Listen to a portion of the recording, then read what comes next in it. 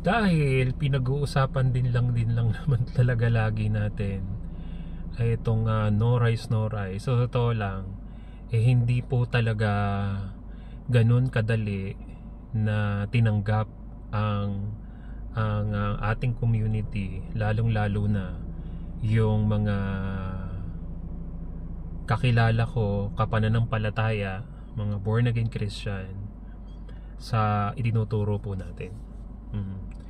Most of my Christian friends they will not accept this kind of teaching na patungkol sa bakit ko pa daw ginamit si Kristo, no rice, diba? Tatandaan niyo pong mabuti nung panahon ni Daniel, nanalangin siya sa Panginoon na kahit alam naman niya na ang talagang tunay na nagpapalakas talaga sa katawan ng tao ay karne, pero nanalangin si Daniel na kahit gulay ang kanyang kainin, sana'y kalugdan ng Diyos ang kanyang panalangin, na kaya pa niyang higitan na ang lakas na meron siya, na kahit hindi siya kumakain ng karne. And look what happened, dininig naman ng Diyos, pero ibang senaryo po yun, na kahit gulay, may prayer po kasi yun, at ibang senaryo po yun. Pero sana maintindihan ninyo na karne talaga ang nagpapalakas sa katawan ng tao. Kung matagal ka ng may sakit, I strongly suggest lahat po ng mga taong natulungan ko sa community na ito, nag-undergo lang talaga sila ng program at least 3 to 6 months. Yung iba talagang in-extend talaga nila ng 1 taon. Pero doon lang nila napatunayan na totoo nga pala, okay nga pala pastor itong tinuturo po ninyo. Bakit hindi mo muna subukan, for the meantime, alisin mo muna talaga yung kanin? Pwede namang gradual Kung 3 beses kang kumakain o 6 na beses ka kumakain, pati merienda, di ba? Hanggang midnight snack mo, kanin pa rin. Bawas ka muna, utay-utay.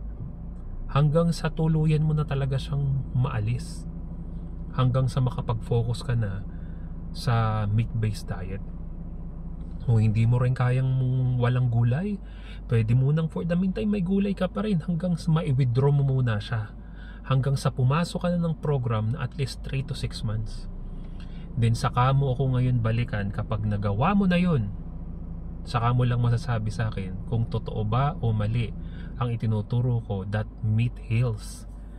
Sapagkat ako na po nagsasabi sa inyo, napakadami na po na natulungan, na reverse ang kanilang mga sakit na meron sila, at hindi talaga sila makapaniwala. Simple lang, life with Christ without rice. Siyempre sa pasimula, alisin mo talaga muna yung kanin, pero kapag gusto mong ibalik siya uli, pero hindi mo na siya magiging buhay, parang makatikim ka na lang, parang pakikisama. Masabi lang, nasa sa'yo naman po yan Depende yan kung anong nasa ng dedication mo, kung hanggang saan ba yung status ng health condition mo, kung malala na ba talaga yan, nasa inyo po yan. Depende how active you are, nasa yan pero kahit ulit-ulitin ko, carbs is not essential o ikaw na po mismo ang makakapagsabi sa iyo ano bang stage na ng health mo. I strongly suggest pwede munang gradual, utay-utay, hanggang sa pumasok ka na sa carnivore way of eating. Yun lang. Kahit ano pang gamot mo, kahit ano pang machinery ang gamitin mo, technology, mapoprolong ang buhay mo, pero hindi ka gagaling. Sapagkat ang dami ko ng mga kilalang mga mayayaman na tao na wala namang nagawa ang pera nila. Pero dito sa community, hindi na sila gumagas sa mga stem cell na yan, kung ano ng mga food supplement pang ginagamit, diba? Yung iba alam na nila tong tinuturo ko, pero ngayon mga obese na, lalaki na ng muka, ang laki na ng katawan, ang tataba na, diba? At wira nila may pera naman. So ang matindi nga niyan, paano yung gusto mo nang bumalik sa carnivore kaso hindi mo na mabitawan yung masasarap na pagkain? And that's the biggest problem. Kaya hanggat maaari po talaga, sabi ko nga dun sa mga nakakausap ko, ang detoxification period, tumatagal po yan hanggang 2 taon, depende pa sa disiplina mo. Ganun siya katagal base sa pag-aaral ng mga eksperto Pero kung madalas kang kain ng kung ano-ano, alam mo namang hindi mo na nga mabasa yung ingredients, kakainin mo pa,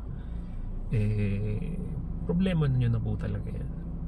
Kaya ako hindi ko ginawa ang community na to para tanggapin and to accept everyone na ganito yung ginagawa ko, tanggapin ninyo, unawain nyo na lang. Hindi.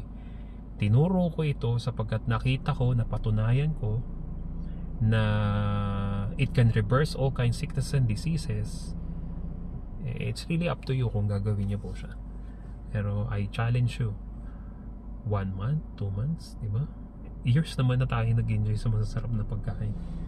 Maybe it's about time to challenge ourselves na baka sakali nga naman itong tinuturo ni Pastor, diba? At ang napakaraming low carbs community, baka nga naman sakali, diba? Pero ako po sa inyo dito, tulungan ko po kayo. May pera po kayo, wala, kung madisiplina naman po kayo, pag-usapan po natin kung paano ko po kayo matutulungan. God bless everyone.